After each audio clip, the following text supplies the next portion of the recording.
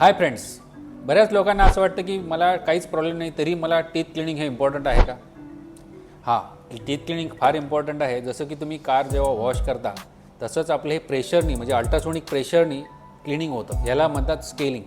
हे का का करावं लागतं? कारण इथले गम्स आणि दात याच्यामधला हा आपण क्लिअर करतो मळ, त्याला म्हणतात प्लाक. आपण दिवसातून जवळपास 4 वेळा कमीत कमी दात वापरले जातात. तिथे एक स्टिकी पदार्थ तयार होतो, त्याला म्हणतात प्लाक. ही प्लाक जेव्हा आपण साफ नाही करत तेव्हा त्याला कॅल्क्युलस म्हणतात, तेव्हा हार्ड होऊन जातो.